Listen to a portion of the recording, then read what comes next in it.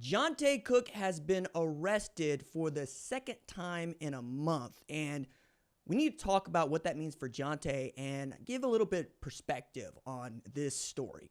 What's up, kinfolk? It's RJ Young. I am not on a step mill. If this is your first time watching the #1 college football show, welcome. Thank you for joining us here. We talk college football 24/7, 365 days a year. And if you like what you're watching, hit that subscribe button. Join the more than 131,000 subscribers to the channel. If you are a subscriber and you leave a comment, I'm much more likely to give it an in-depth response. And we love having a good, honest, heartfelt conversation about the sport that we love. And we keep it pretty topical, which is why we're talking about this particular subject and really answering, I think, what has always been a question about the news. Bad news travels faster than the speed of sound, guys. Like, it's always been true. It's one of the reasons that headlines like this one always seem to find the top of the heap no matter what else is going on. For whatever reason, human beings are hardwired to look for the negative before celebrating the positive. It makes it really difficult because one of the downsides of winning the national championship is the next day you are back to work and looking to defend it. Meanwhile, if you didn't do that, you're back to work trying to figure out how you can achieve what so few in our sport achieve. Matter of fact, I got a really interesting question from a comment on Wednesday's segment about Ryan Day and whether or not they can run it back. And the question was simply, hey, is it a good head coach with outstanding offensive coordinator and defensive coordinator, or a great head coach with decent offensive coordinator, defensive coordinator? The first one is really difficult to do, right? I think Gene Chizik in 2010 with Auburn. And then the other, great head coach, rotating list and cast of characters as offensive coordinators, Nick Saban, Dabo Swinney.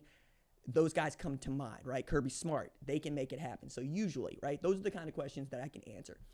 But one of the reasons I'm also doing this segment is there were some folks that wanted me to do another update, which is to remind folks that he had been arrested, Jontay Cook, earlier this year for theft.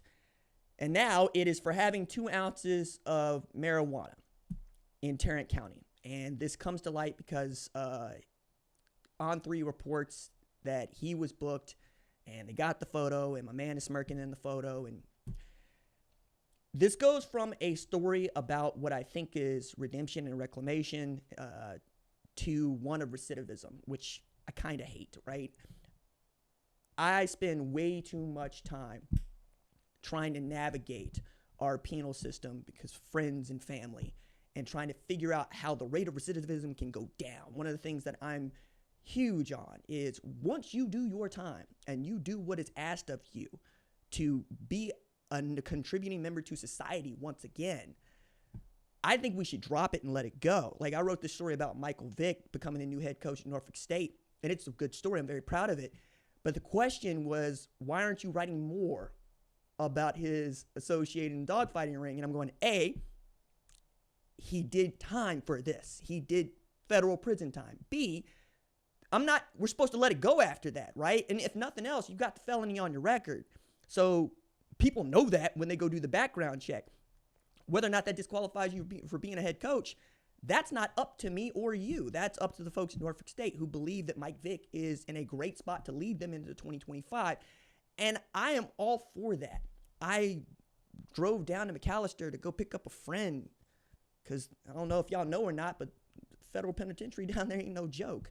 And it's a long drive from Tulsa. But, I got the Raiders here locally. And I try to keep in touch with some of the kiddos that get into trouble.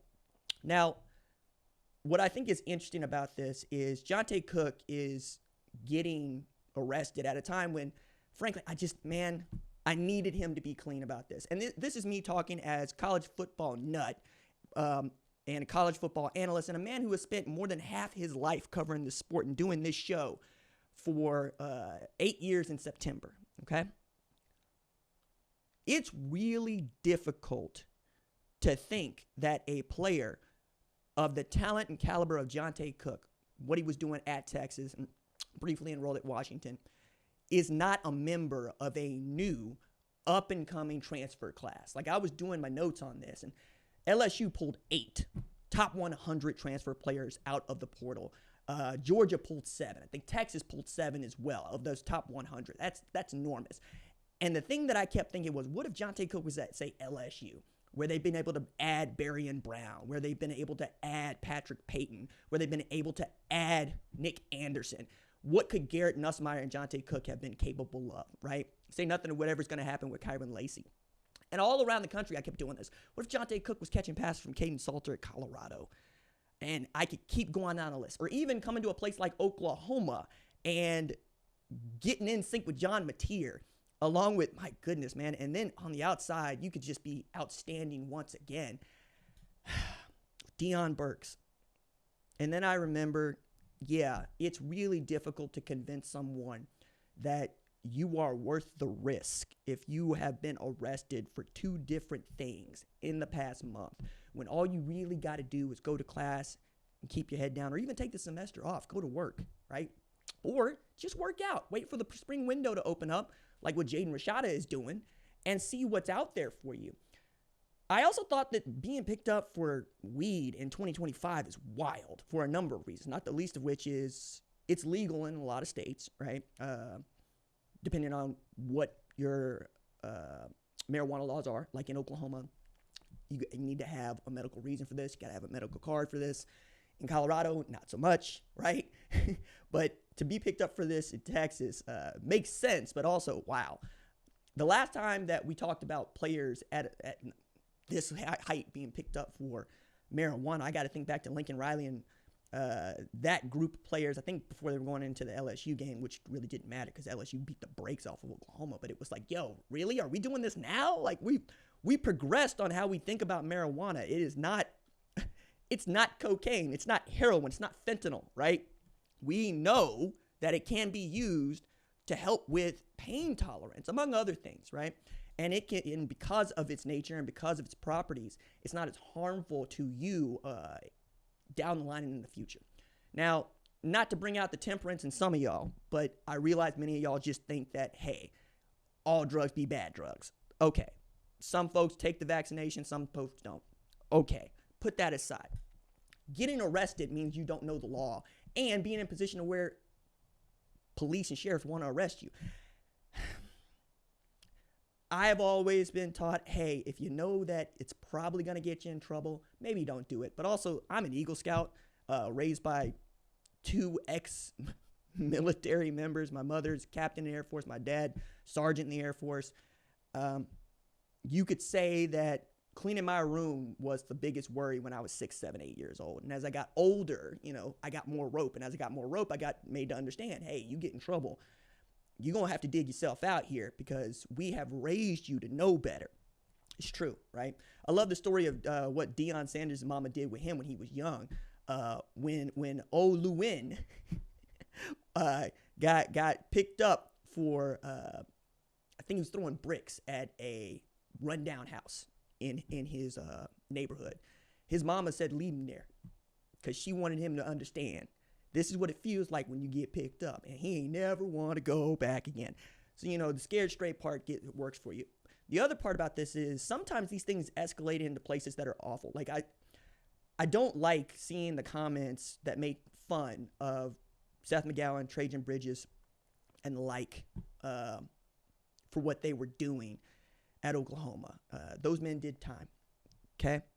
Both of them have come out and have joined college football programs. Trajan had a great season at Central Arkansas. Seth McGowan had a great season at New Mexico State. And I'm pulling for them. I'm always pulling for them. It is one thing to get in trouble. It is another thing to take responsibility for your actions and then to do what is asked of you. Jontay Cook may or may not have to do that.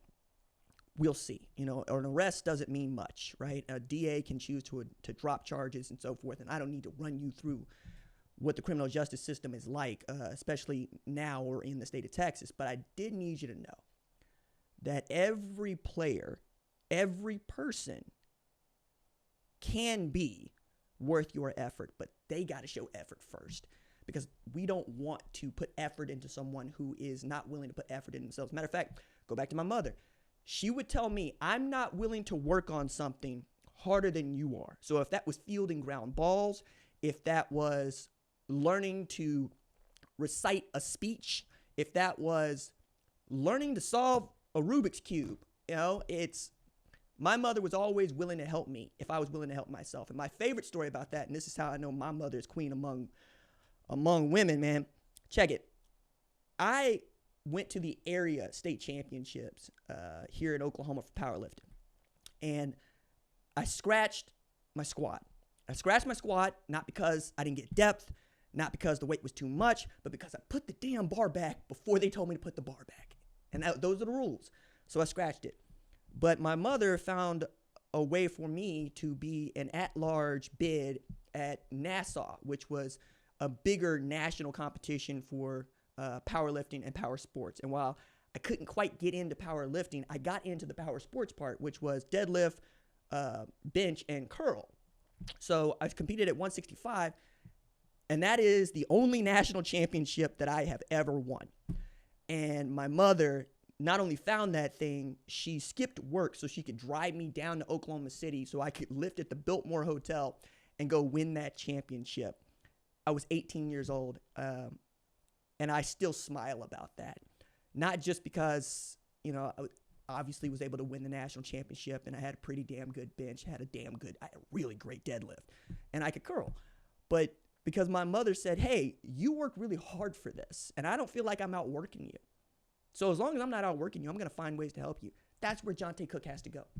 He has to find a space in his head. He has to find a way to convince someone that he is willing to work harder than they are to get him back on the good foot and to achieve the potential of his talent. And that would be the tragedy. The tragedy would be if Jontay Cook stays in Jontay Cook's way. I don't want that to be his story.